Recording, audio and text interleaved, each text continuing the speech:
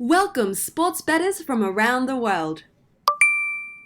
What is up, everybody? Welcome back, Sports Gambling Daily. My name is Jared. That's Philly over there. This is Philly and Jared in the morning. It is Friday, November 29th. It's Black Friday there, Philly. What's going on, brother?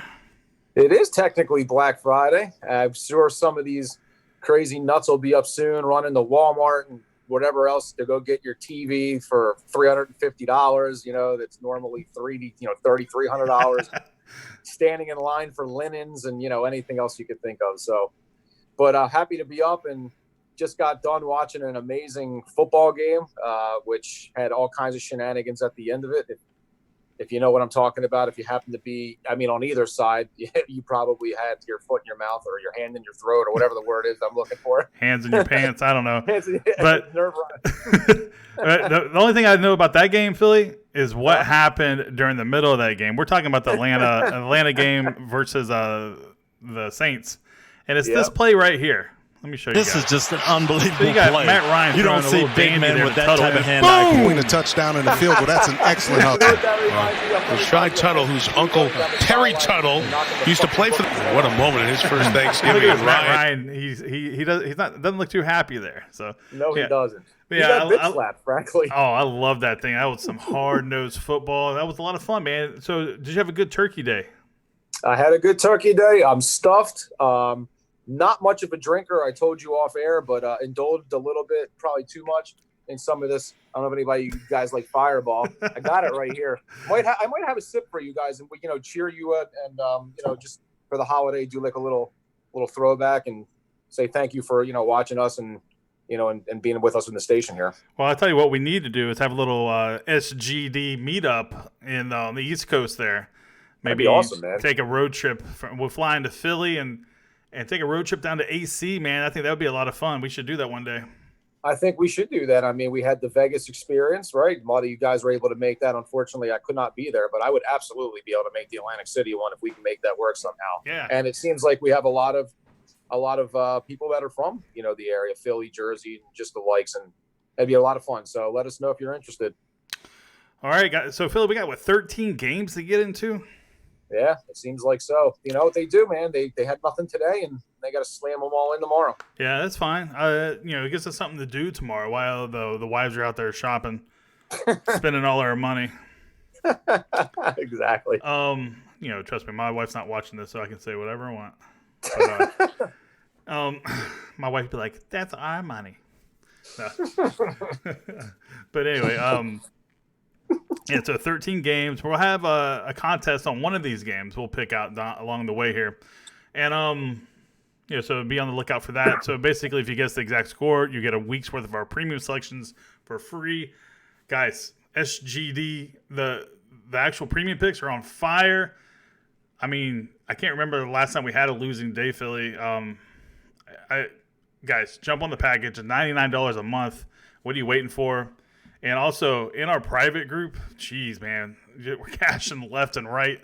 Personal plays, props, live plays, man. It's just a lot of fun, man. Like yesterday, oh my God, we had was that Wednesday night? Man, it was like a buffet of just winning left and right between our members and us. It was a lot of fun. Yeah, that's something to touch on. Like the private group that he's speaking about. The value behind that is a lot of the plays that we do in there being live, obviously. So that's like as in-game is going on. But the prop bets we talk about in there because it's hard to give them out as a premium selection a lot of times because a lot of the books, either they don't offer the same ones or the lines are different. And we found that when we used to offer them before, people were like, I can't even get these. So right. There are a lot of books that offer them. That's why we put them out in there. We also recommend getting a few different books so that you can, shop around and make sure that you can get them. But there were a bunch of them that cashed in today, and I know we'll find some more in basketball tomorrow in the NBA, and we'll move forward for sure. Hell yeah! All right, so guys, just to let you guys know, this is early. This is midnight on the East Coast right now, so you guys might be kind of confused of what day it actually is. So technically, it's the 29th. It's like the 29th. Philly. It's midnight over where Philly lives, and that's what we're getting into today. So. And we see some matchups that we already like. Let's go ahead and jump into this, Philly. Boston versus the Brooklyn Nets. This is the very first game that you and I talked about when we talked off air. we got Boston that took care of business versus Brooklyn just 2 days ago. Yeah. And, now they're going to Brooklyn. So it's the same team in 2 days. Yep. And they're only having to give up 3.5 on the road. 62% of the money is already on Boston. Sure. We both agree that this line is probably going to move. By the time you wake up in the morning, you might see +4, +4.5 for Brooklyn. Mm-hmm. Man, how do we not take Boston in this spot? Yeah, I mean, I hear you. I realize you look at it and go, oh, it's a square play or all the money's on it. But, okay, yes, they played a couple days ago, literally, I guess, yesterday, right? Or 2 days ago now at this point. It was a home and home. They beat them really good, and they come here, and I looked. I don't see anything on the injury report that would, indicate to me that there's anything significant going on here. I don't think 3.5 is enough. Just because they're in Brooklyn, I don't know if the home court matters that much. I feel like they take care of business. Unless there's some earth-shattering injury news that I can't figure out right now, that line makes no sense to me.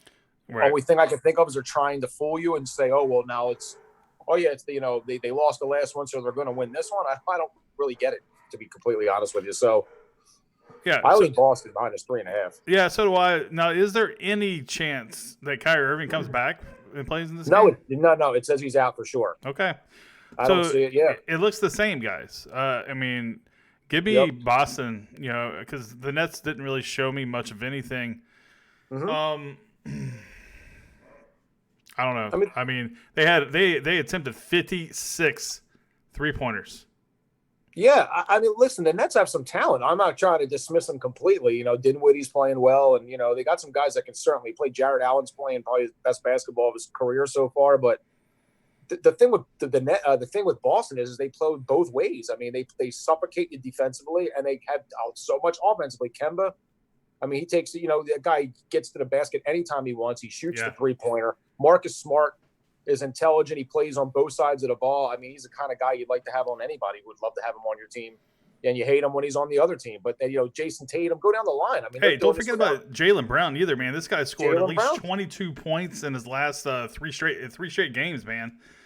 Yeah, he's had an opportunity to step in the last couple of years because Hayward can't seem to stay healthy, and they don't really lose anything. So I don't see how unless Boston is just terrible tomorrow night. I don't really see it. Right. I don't see how they lose. All right, so let's move on to the Hornets versus the Pistons. Now, we had this game as one of our premium selections 2 days ago, and it was the only loss that we had on our card. We went 2-1 that day.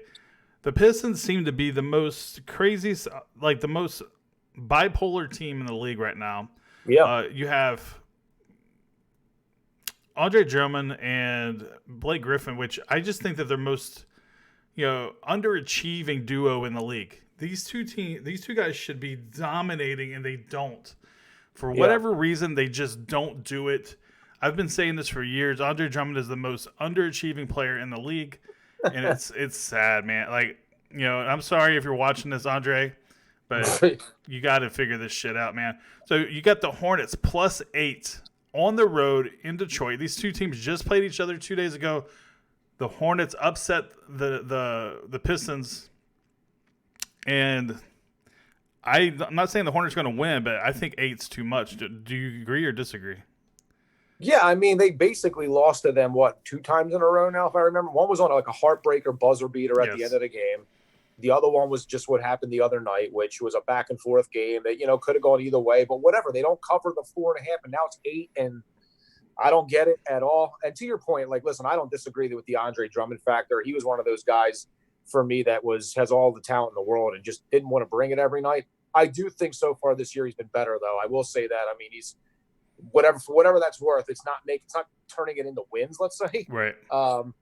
So yeah, I don't get the line, man. And unless I'm missing something, and like I said, I early went through the report. I don't see anything that's telling me that this should be an 8-point spread. What about Cody Zeller? Is he planning on setting out today? He was on there. As a matter of fact, I can tell you in a second. I'm pretty sure he was probable. Hold on, let me see if I can pull him up. I'll go over the injury report in a little bit with everybody. I don't have it right in front of me, but I'm pretty sure I saw that he was probable. Oh, I can tell right now, Charlotte is 67% to the public money or just overall money. This is another line that I think will actually move in the opposite direction overnight. So I could see this line going to 7.5, maybe even 7 by game time tomorrow. I like Charlotte in this spot, man. It's too many points, especially for a very underachieving team like Detroit. Now, Detroit is 5-3 at home, but overall 6-12. Just not impressed. Yeah, and I found that Zeller is probable, and so is Malik Monk. So okay. I mean, I don't get it, dude. I just don't. All right, here's another one that I think is crazy. I love this line as well. We got Toronto rolling into Orlando. Yep. Now Toronto's getting 77% of the money, Philly, but I think it's well warranted. I mean, so what's going on? Are the bookmakers not paying attention? I just don't understand. This one feels like a trap because this one just doesn't make sense to me. I mean, Aaron Gordon is out, right? Aaron Gordon's out. Vucevic is out. No, I mean, dude, I'll say this: they've been out the last couple games and they played better, which is weird, but. I mean, Toronto is, Van Fleet and it's Siakam and, I don't know, man. I just that's a tough one for me. I feel like, and for one, Orlando doesn't really score. They're terrible offensively. I'm perplexed. I mean, sometimes you get, Vegas doesn't get it wrong often, which makes me really go like, what the hell am I missing? But these 3 games immediately slap me. And that's why I started looking around for stuff like what is going on here. Mm-hmm. Early on, dude, I can't find anything, and I don't care if it's square at the moment. I am absolutely leaning Toronto to win this game and cover that.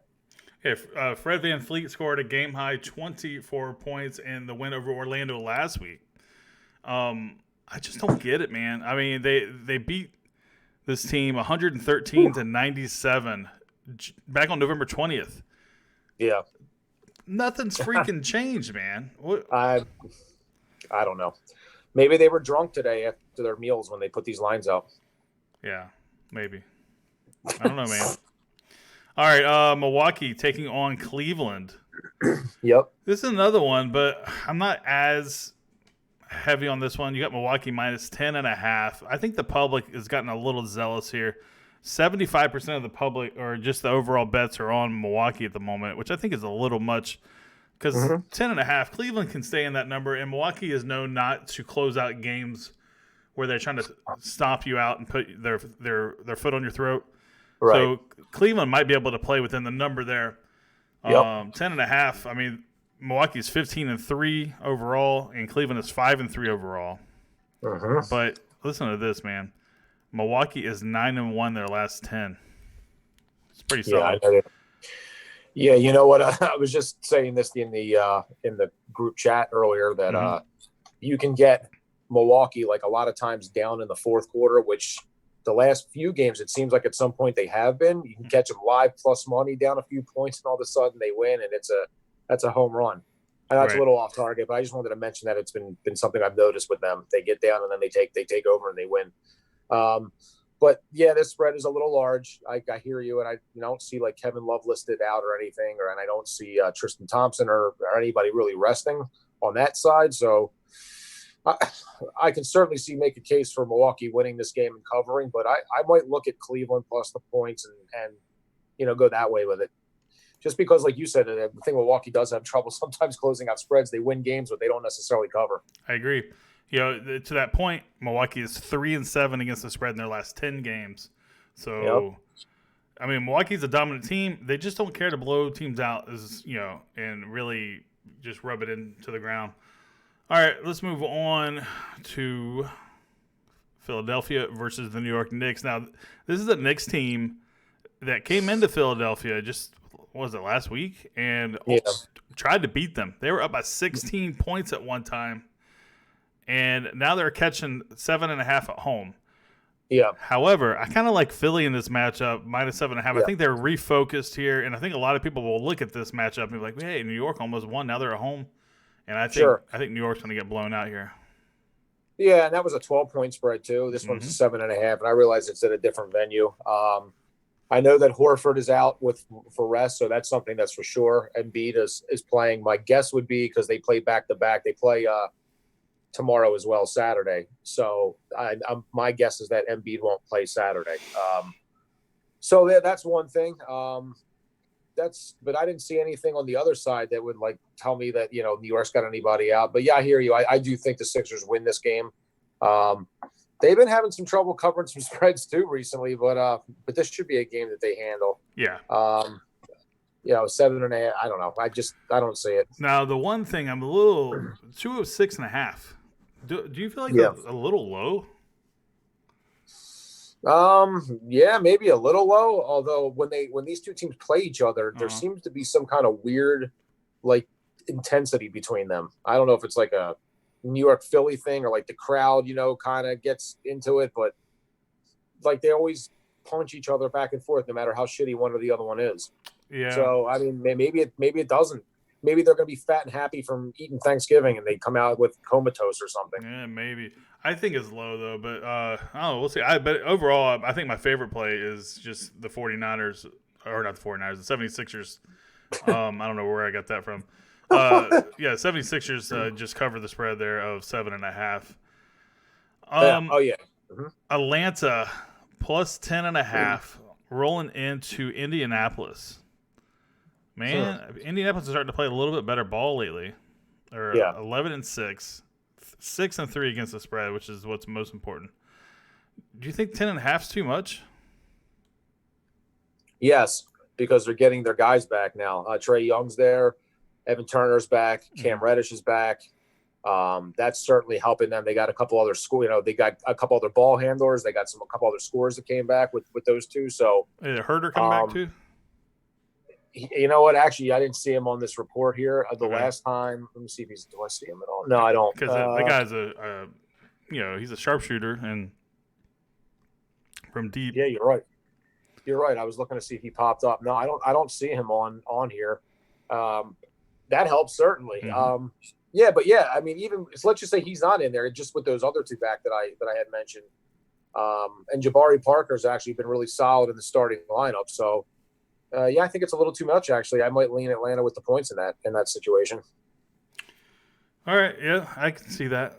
For the Pacers, Brogdon, he's been playing great. Sabonis has also been playing pretty decent. Now, he has been. Miles Turner, what's up? Sure. What's been up with him lately, man? Yeah, I mean, he's kind of been injured, hasn't he? So that's a problem. I mean, he's a big time player for them, man. He's a difference maker, but no doubt Sabonis has been great, and Brogdon, but he's been an out of the lineup as well. They're supposed to get what's his face back soon. What's his name that got hurt and has been out for like the last year? I can't think of his name now. Damn, their star player. Oladipo. Oladipo. I don't think he's back yet, but he's coming. That's gonna be big. Hopefully he comes back and he's just as good as he was, man. That guy was a straight beast on the court. No doubt. Yep. Okay, let's move on to Golden State versus Miami. I currently show this game is off the board, but earlier you said it was minus 13 to Miami? At my book, it was it was 12, and it showed Jimmy Butler might be out with an illness again. So obviously that changes some things if he doesn't play. Sure. That spreads large anyway. Yeah, I heard. It's hard to get over gonorrhea, so you got to just. Yeah. I mean, I don't know that for a fact, but apparently he was. No, I'm just kidding. And I know Jimmy. I'm just playing, man. I know you're watching the show. Sponsored by Monistat. Yeah, I think Miami probably rolls this team. Golden State, though, they will surprise you when you least expect it. But traveling all the way to the East Coast, I think Miami just takes care of business, especially after they just got beat up by the Rockets. And, Miami's going to beat the teams that they need to beat. Plus, they're undefeated at home. Right. I agree with you. They should. It's a large spread, and I mean, I guess you got to worry about a backdoor cover situation, but I do think they take care of business. Mm-hmm. All right, let's see here. The Jazz taking on the Memphis Grizzlies. They're playing in the Grindhouse. Memphis is getting 7. Michael Conley's coming back to Memphis to say what's up. I don't know, man. I feel like Utah has just not been playing as well as they should have or should be. I think they're underperforming. Do they turn the corner here and start building back up? Because, I mean, Memphis is not one of those teams that anyone's looking at in the West, but they're a tricky one. You can't take them lightly. John Morant will, screw you up if you let him. But, man, Utah has too many weapons here for him.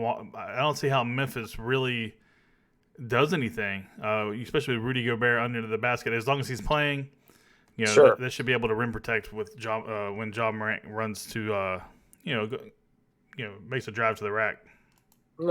Yeah, definitely. I mean, Utah is a little bit weird this year so far. You're right. Rudy Gobert, obviously the rim protector. But they've been a little bit harder to read, in my opinion. Yes. I mean, some of them, it's like, well, you don't know what you're going to get. Obviously, they're very talented and they play very good defense. Mm-hmm. I don't think Memphis necessarily has enough if they come to play tomorrow. Which you would think they should, right? I mean, that's a game they really should win. Yeah, they should. But I mean, just was a week ago, 10 days or so ago, Memphis beat them by 1 point. They did. It's the same spot. They were playing. Memphis was at home. Utah score was 107-106 in favor of Memphis. So, yeah, Ja Morant completely outplayed Michael Conley as well. I just don't think, man. I just don't get this Memphis team, man. Sometimes they look so freaking good. And maybe that's the case when you have a young team. They're just good, and then they're not good. They gave the Lakers all they could handle. They did. And then, then they go and they just get blown out by, what was it, Golden State? Or there was somebody that they were playing that they just got obliterated by. And you're like, what? What happened? So if you had to take this line, you taking Grizzlies plus the points, or are you laying the points? What was the line again, just to be sure? 7. Plus 7 to the Grizzlies at home. Mike Conley was terrible the last time he came back, and I don't know if that was a little bit of the jitters. They did that whole tribute for him. Mm-hmm. I know he got emotional. They showed him crying on the sideline for a minute, so maybe that's tough. Yeah, I would expect him to be better the second time around. That kind of is out of the way now. Give me Utah, man. I think Utah's going to handle it. Okay. All right, New Orleans taking on Oklahoma City. You got Oklahoma. So New Orleans is on the road here, where they are 2-7 overall. Oklahoma City is 5-4 overall at home. Oklahoma City is laying 4, Philly, to a New Orleans team that I think that, I don't know, man. I kind of like New Orleans in this spot. Just looking at, they got the shooters. They got players that like to run up and down. Yep. I don't know. I think this is a mismatch for Oklahoma City. Yeah, New Orleans likes to get out and run. They like to push. You got a really good point guard in Drew Holiday. Brandon Ingram's playing really well. JJ Redick spreading the floor. I mean, they just beat the Lakers, for Christ's sake. No, they didn't beat them. I'm sorry. They played them tough. But they had a chance to win that game. I mean, they were right in that game for sure. And really, you could argue could have won.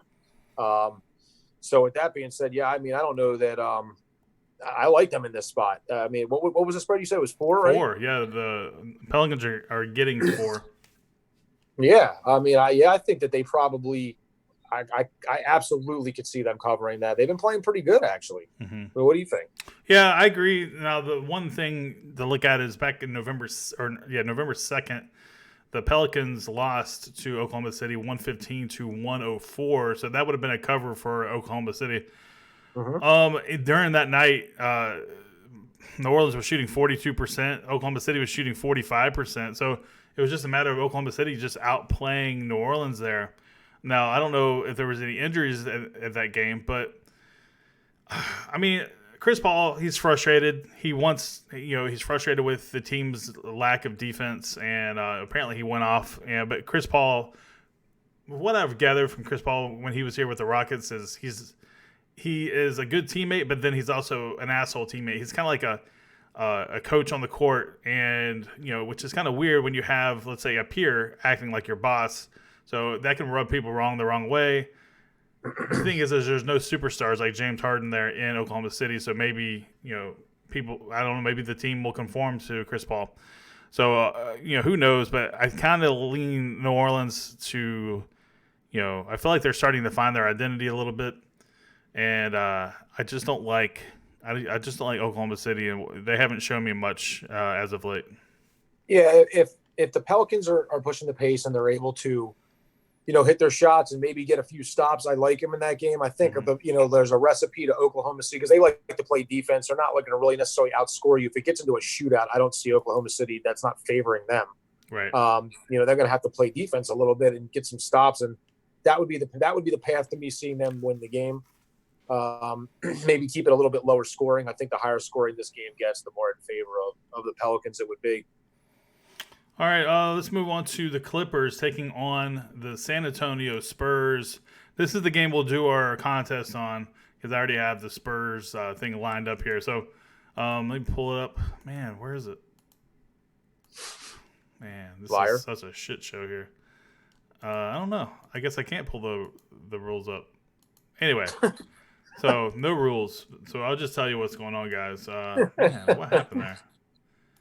That was a fail. You failed. Big time fail. All right, well, screw the rules. Yeah, screw the rules. So basically, guys, it's 3 rules. You can't post before game time. You can post before game time. Shit. Yeah, post after the game's over. That way you can guarantee yourself a win. All right, this is the way it works, guys. Is 1 entry per person. Don't post after game time has started. And if you need to edit your post, then just delete your post because if it's edited, it won't count because there's no timestamps on the post. So I think I got it all out of the way there, Philly. Yeah, that sounded right. Yeah. So just leave your exact score. And if you get it right, then you win. You win, freaking Philly. You win. Let's go. All right, San Antonio versus the Clippers. San Antonio +6. Just doesn't feel like enough, man. But I don't know. This is another one of those lines. I'm like, maybe San Antonio plays them tough here, and they stay within the number. Well, I mean, obviously, we don't know if Kawhi's going to play with his knee and his resting and his, his cornrows are too tight, and I don't know. You never know with this guy, but so yeah, I mean 6. But even without him in there, you got Paul George, you got Lou Williams, Patrick Beverly locking people down. And Montrezl Harrell's a beast. Tough to beat him, man. Yeah, I mean, do you think there's anything of like why just has to beat the Spurs into the ground? Well, you know what? That's actually a point I didn't I forgot about that. That's a very good point. Good angle. There you go. That means I think he does fucking play. Yeah, if that's the case, I don't get it really. I mean, even if let's just say Paul George isn't playing, I think they just have too much, and San Antonio's they're not playing well. They're just not. Yeah, 1-9 their last 10. Yeah, it's pretty bad. So I would lean the Clippers minus the 6. Yeah, so do I. One thing is for the Clippers, Shamet, he's going to miss probably his 10th consecutive game. Which, I mean, they're playing without him. They've learned how to play without him by this point. But it would be nice for them to have him. Sure. All right, we got 3 more games on the card, and we're running out of time here. Let's go ahead and rapid fire. We got Dallas versus Phoenix. Phoenix is getting +1.5. This is a line that I just don't feel like it's enough. Give me Dallas to win this game outright and win by more than 1 basket. Yeah, that's actually I mean, I could see that. I actually think this is going to be a kind of a fun little game, especially after as bad as Dallas played the other night to the Clippers. Totally shut Luka down, right? Yeah, so. And Phoenix just lost to the Wizards, where it was just a very high scoring affair. Phoenix is just not as good as they were when they started the season. Phoenix is no better than a 30-win team, and Dallas is way better than a 30-win team. Give me the more consistent team. Give me the better team. And give me the team that just got beat up on the road or at home to try to refocus themselves. They've had a couple of days off to think about it. I think Porzingis, that there was a thing about him. I wonder if he is actually going to play. I guess I think he is, but that would be something to look at. I saw something that was listed about him. I was seeing if I can maybe find it real quick. But okay. I see Aaron Baines is day-to-day with a hip. He's missed 5 games in a row. This thing here says he's probable to play, but I mean, you could be right. I mean, that's something I want to monitor. Of course, I'm not going to find it when I want to, but I think if Porzingis is out, it still doesn't hurt the cause here, guys. I think Boban and the crew can go out there. Boban, and help. Favorite player in the league, Boban. Yeah. Who you like? You like Dallas or Phoenix? I would lean Dallas. Okay. I think Luka's just unbelievable. All right, you got Chicago taking on the best player in the league and Carmelo Anthony at home. Portland is -7.5. It's Melo time, baby. The MVP of the league. And you got Chicago coming in and catching 7.5 points. That's way too much to give Chicago. Portland's been playing better, but come the hell on. Are you serious right now? Yeah, I mean, it's a feel-good story with Velo, no doubt about it. I mean, he's playing better than I really could have expected, a guy that's been away for 18 months. But I agree with you. I don't know that it's enough. And Chicago's got some talent. Obviously, Levine's a hell of a player. You got Kobe White. You got, I don't. It's a game That's not really what I'm targeting. But if you had to have me choose it, I would take the Bulls plus the points. So what I want to know is the Chicago and then the Washington Wizards. They were on West Coast swings when Thanksgiving came around. Mm-hmm. Did they stay out there or did they travel back home and they come back out today? That's something I need to look into. I'm going to look into. If they stayed out there, then I like Chicago more. But if they had to travel and get there and come back, then I'll probably lean towards the home team. Yeah, that's a very fair point and something that'd probably be worth looking into for sure. That's solid. Yep. So last game on the docket here, you got Washington taking on the Lakers. Washington's catching 11 points. Yeah. Ooh. Yeah, and they can score. They don't stop you, but they'll score. I think that's too many, to be honest with you. Anthony Davis is probable. He's probably going to play. I know that he got a little banged up the last game. Mm-hmm. I don't know, but Washington can really score, man. If they could just get a couple of stops, they stay within that number. Yeah. Well, I agree. And it was Denver. They were catching 9.5 or 10 points at Denver just a couple of days ago. Now, Denver covered that spread, if I remember correctly, but Denver plays better defense, in my opinion, than the Lakers do. Now, the Lakers are no slouch on defense. Don't get me wrong. Mm-hmm. They're a very good team. So the one thing, though, is the Lakers probably have better scoring than the Nuggets do. So maybe they can cover that spread. Yeah. But, I think the Lakers is a team that will be all about trying to run up and down the court with you as well, if that's the kind of game you want to play. This game is in L.A., correct? That's correct. Well, I will say this much: every player that steps on that court in front of that arena and crowd and the fan and the celebrities that are there, you get your best out of everybody. That's a game that the players from Washington are going to be ready for. Sure. Doesn't necessarily mean it's going to translate into anything, but I could see a guy like Isaiah Thomas trying to show off a little bit. Bradley Beal wants to bring it, so. Don't be surprised if Bradley Beal goes off for like 40 tomorrow night. Well, you heard that here first. Yeah, but I kind of like the under here at 234. There's a stat. I believe all the unders for the Wizards this year have been against teams that have a winning record. So, so if you see Washington playing a team that is below 500, take the over, and vice versa. I believe that's the stat. I'll look into that again. But so that's it, guys. That's the show. You just if you made it this far, I appreciate it, guys. It's a long episode. We got 32 minutes, 33 minutes. If you haven't already, hit that subscribe button, hit that thumbs up button. Thank you so much for watching Sports Gambling Daily, and make sure you hit that premium plays if you're interested in them. We're gonna have some NBA basketball, probably some college basketball on Friday, and make some money. Yeah, and don't be involved in any of those like Black Friday shenanigans where you get into a fight with somebody because they grabbed the last TV set that you wanted, and you see these videos pop. Just calm down. There'll be another TV set. Don't do anything crazy. We don't want you guys getting hurt or going to jail or being the next viral video because somebody grabbed that toy that you wanted. That's all. Man, look at Philly with the voice of reason. Yeah, it's a public service announcement and it is free. Yeah, well. Don't listen to anything he said, guys. Run red lights and do whatever you want to do. This is your life. So, no, guys. All right, guys. Have a good night, and we will see you guys. Saturday? Possibly Saturday. Yeah, it's possible. All right. Well, Maybe guess we'll it's see. a surprise. All right, Philly. I'll talk to you later. Happy Black Friday, everybody. Peace. Oh, see ya. As Big Mom would say, yes, sir. Yes, sir.